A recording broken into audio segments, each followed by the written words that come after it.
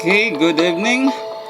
Welcome sa atong practical electronic free course. Libre ito. Okay, dito tayo sa kwan. Mag-background muna tayo ng sounds kasi ang ingay-ingay dito sa amin. So ngayon dito tayo sa ito tinatawag na basic electronics parts. Dalawa lang muna ang parts ang ibibigay natin ngayon kasi para maintindihan ninyo, hirap kasi yung ibibigay ko lahat tapos wala kayong maintindihan kahit isa. Isa-isa lang tayo ngayon. Dito muna tayo sa transistor. Ito ang transistor. Yan, transistor. Yan, transistor. Ito ang sign sa transistor. Ganito ang sign sa transistor. Tapos itong transistor, may dalawang uri itong transistor. May tinatawag na NPN. Saan ba yung ballpen? Nawala ng ballpen ni maestro. So may tinatawag na NPN at saka PNP. Okay, dalawa ang itong klase ng symbol, dalawa ang uri nito. Yan ang symbol sa transistor. Dumako naman tayo dito sa resistor. Ito ang resistor. Yan ang sign sa resistor, ganito. Ganyan ang sign sa resistor. Tapos yung resistor, may tatlong uri yan. May ohms, may kilo ohms, at may mega ohms. At may by wattage din yan. May 5 watts, 3 watts, 2 watts, 1 watts, 1 half watts, and 1/4 watts. Yan ang resistor. So yan lang muna ang itatopic natin ngayong araw. Okay? Sige, balik tayo. So anong symbol sa transistor? Ang symbol sa transistor, tingnan ninyo. Okay, yan ang symbol sa transistor. Ito ang symbol sa transistor. At at ano namang symbol sa resistor? Ang symbol sa resistor, ito ang symbol sa resistor. Okay? Nakaintindi na kayo? Wala. Balik tayo. Ano ang symbol sa transistor? Ito. Transistor. Yan. Symbol sa transistor. Anong uri ang transistor? Dalawang klase ang transistor. Ano yan? NPN at saka PNP. Okay. Ang transistor, ganito symbol. Tapos ang transistor, itong symbol, tapos dalawang uri, NPN at saka PNP. Okay? Nakaintindihan tayo? Okay, syaro. Tapos balik tayo sa resistor. Anong symbol sa resistor? Ito ang symbol sa resistor. Yan. Anong klase ang resistor? May resistor nga tatlong uri. May ohms, may at may meg. Yan. Yung resistor ay anong nangyari sa cellphone ko? By watts yan. May 5 watts, may 3 watts, may 2 watts, 1 watts, 1 half watts, at 1/4 watts. Okay? Okay mga ka-newbie, nakaintindihan na ba tayo? Sige, review ulit.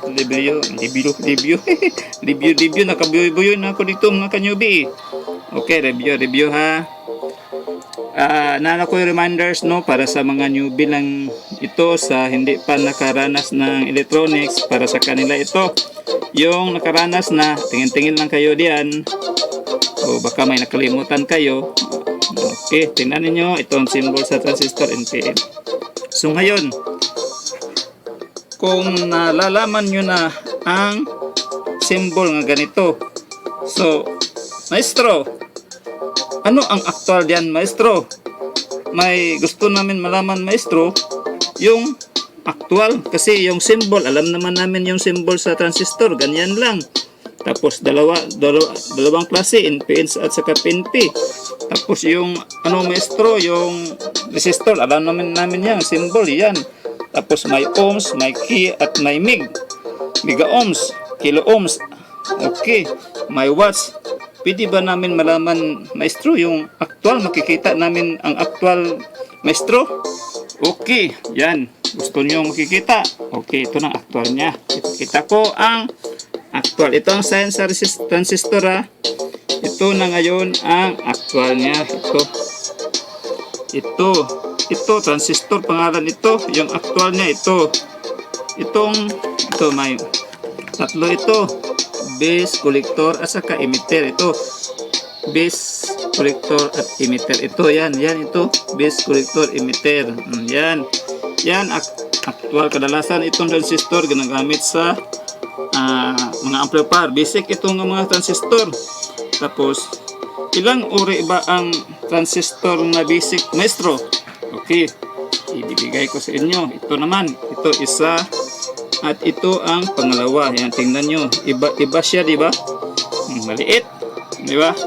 Saka na tayo mag-identify sa NPN at PNP kasi itong transistor, halimbawa ganito, may NPN at PNP ito, may PNP at may NPN din ito. Pero saka na, ngayon mag-identify muna tayo sa parts, yung symbol niya at saka yung actual niya. Okay, yan. Pangatlo, ito, transistor din ito. Kadalasan itong ginagamit sa amplifier. Tapos pang-apat, ito, transistor din ito. Akala ninyo isa lang klaseng transistor. Dami ang transistor. Yan, transistor din yan. May mga number yan. Yan, mga number. Ito, number sa ilalim. Tapos ito, yung maliit. Yan, transistor din yan. Oh, di ba? 5 lang muna ang ibibigay ko. Pero kadalasan, basic ito ang ginagamit sa ito ang ginagamit sa mga amplifier. Ito ang pinaka-basic sa electronic na mga ginagamit. Ito, tingnan ninyo. Ito ngayon ang symbol at ito naman ngayon ang actual. Yan. Okay, tingin-tingin. Study. Yan. Alam nyo na. So, dito naman tayo sa resistor. Maestro, pakitaan mo naman kami sa maestro, yung saka na lang tayo sa ito para hindi kayo malilito, yung actual muna ang ibibigay natin ito para hindi kayo malilito. Yung actual lang muna ang ibibigay natin, ha? Okay. Maghanap na tayo. Ito ngayon. Dito tayo. Ito ngayon ang actual natin. Ito. Ang resistor, may watts yan. Dito ang tawag yung watts. Ito ang kanyang wattage. At ito ang kanyang, resistor ito. Yan. At ito ang tinatawag na 5 watts. Tingnan nyo. 5 watts yan. So, ito ang itsura sa 5 watts na resistor yan. Okay? Okay. Tapos dito naman tayo sa, nawala. Saan din punta? Dito naman tayo sa tinatawag na 3 watts. Ano itsura sa 3 watts, maestro? Gusto naming matingnan, maestro. Okay. Ito ngayon ang 3 watts. Yan, tingnan yung kalaki sa 3 watts. Unti-unti gamay sa 5 watts. Tapos iba ang itsura. Yan, 3 watts yan. Oh, yan. 3 watts na yan. Saka na tayo sa niya. Yung may ohms yan. May diyan. Ngayon, dito naman tayo sa 2 watts. Ito naman ang kanyang 2 watts. Yan. Uy, ano ito?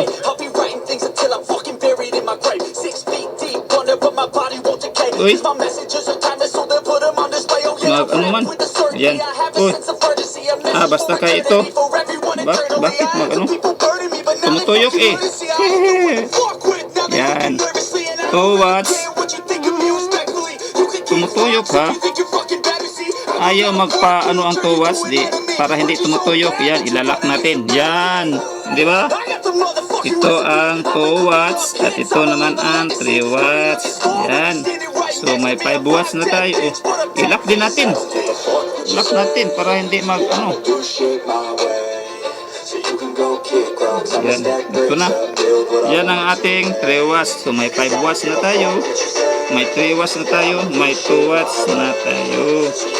So maestro, yung 1 watts at saka 1/2, 1/4, anong itsura yan?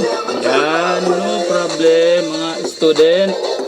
Student, no problem. Just as the maestro. Ito na ngayon mga student. Yan, ito nang, yan, kita ninyo na. Diba? May 5 watts, may 3 watts, may 2 watts, at may 1 watt. Diba? Okay. Diyan muna tayo mag-concentrate natin. Tingnan niyo mabuti. Tapos dito naman tayo sa 1/2 watt.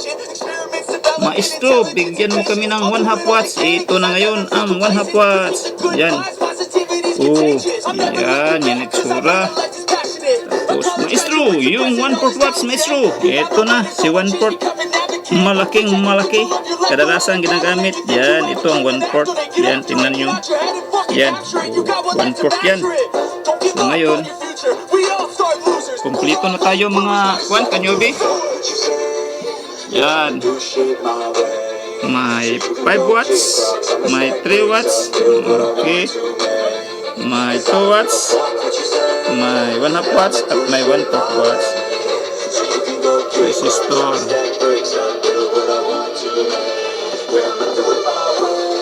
Okay. Yan. Sana nakaintindi na kayo. Ito lang muna ang subject natin ngayon para hindi kayo para may matutunan kayo agad. Kaysa dami nating ibibigay, wala kayong matutunan na. Gusto ko kasi dito sa ating channel, libre kasi ito, may matutunan kayo agad sa pagtuturo ko. Kaisang turo ko lang, may matutunan nun.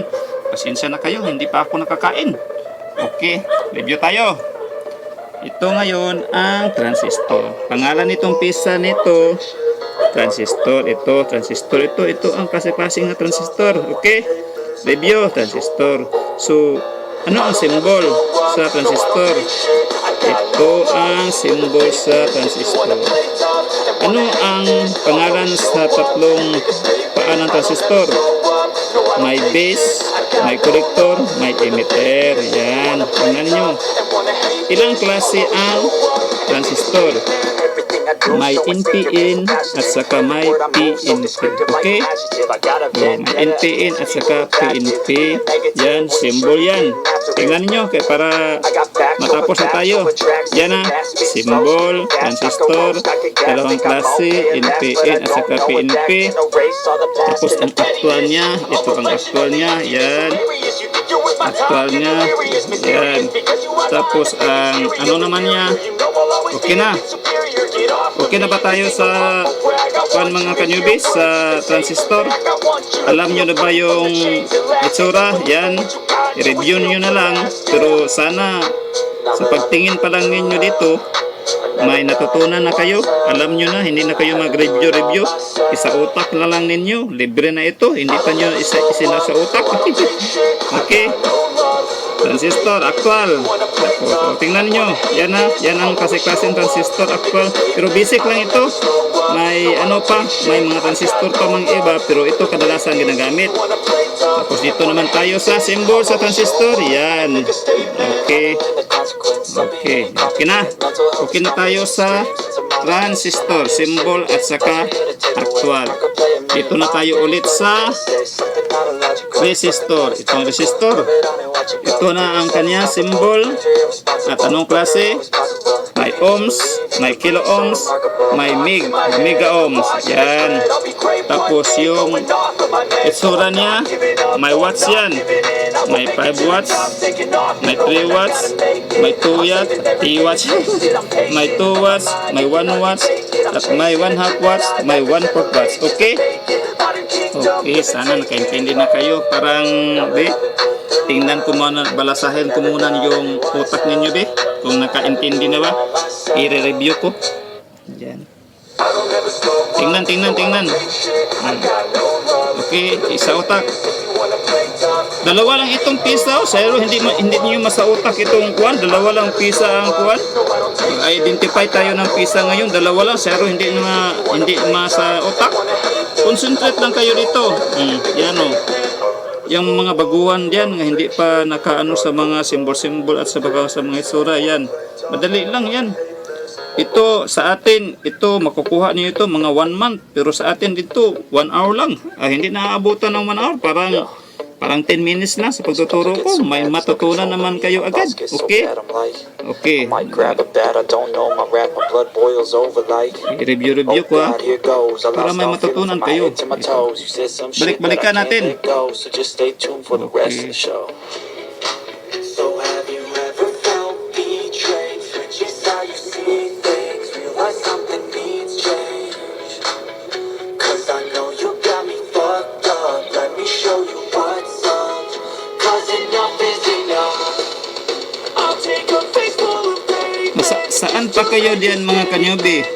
While nag kayo sa music, yung taingan ninyo doon sa music, tapos yung mata nyo doon sa spare parts, yung enjoy pa kayo sa music, may natutunan din kayo. Mata at taingan nyo, may natutunan lahat.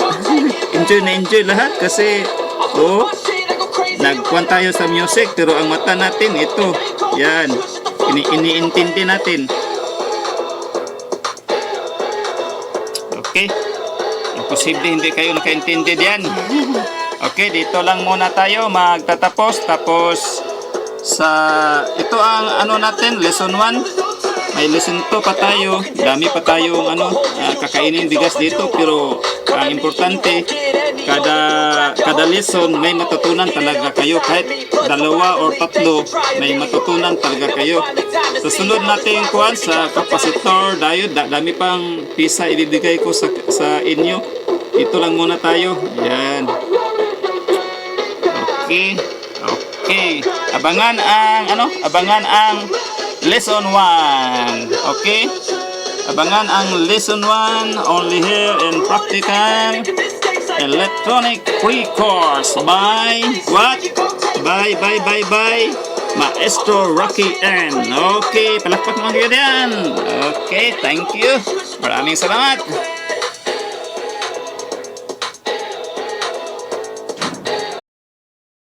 Okay, may advanced tip ako sa inyo. Ito, may pinarefer sa atin. Ito, AB502 15BT. Ang sila nito, mga newbie, pag iyon ayaw magpitik ng relay. Tingnan nyo.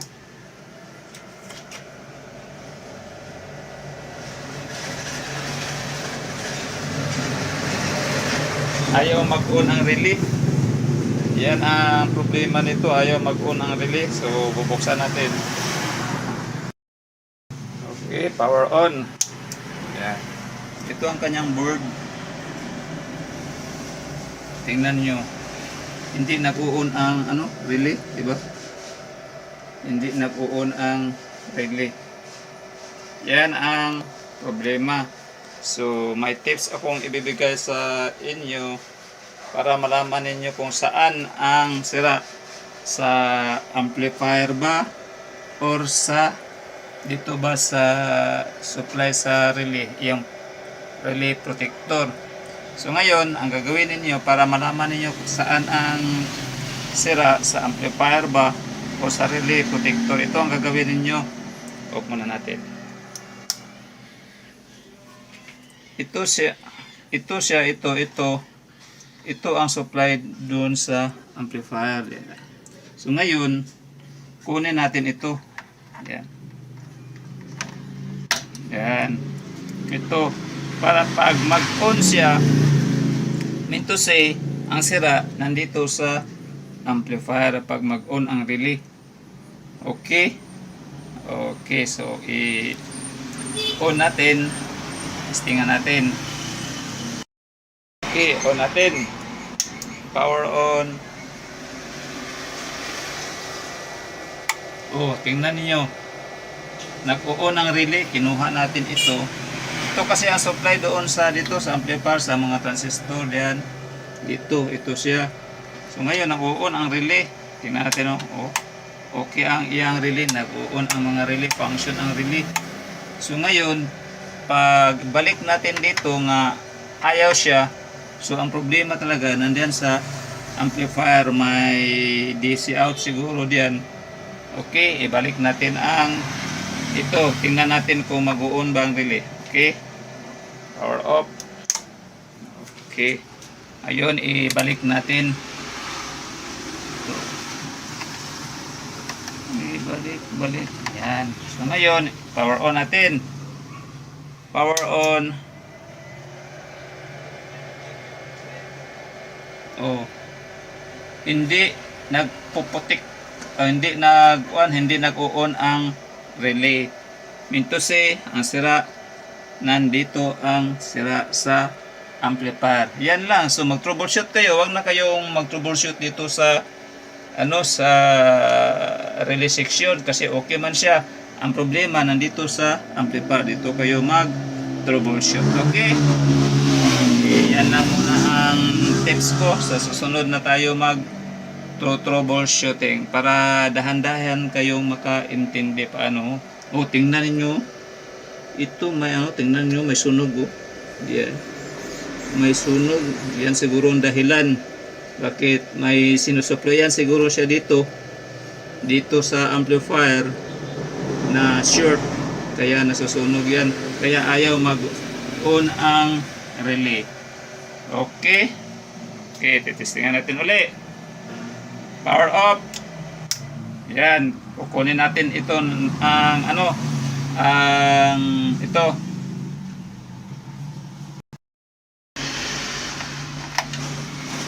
Okay, kinukuha na natin. So, i-on natin, power on. Tingnan natin mag-on ba ang relay.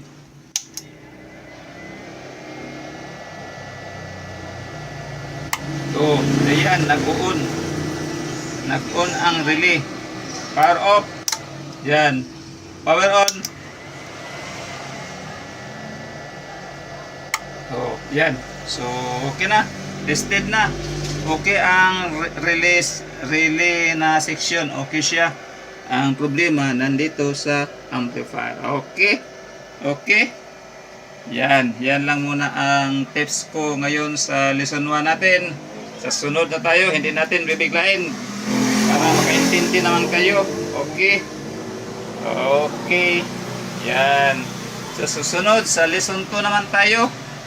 Ang lesson 2 natin, yung pagtetesting sa mga pisang sira at hindi sira. Okay. Okay. Approve. Approve to the maestro.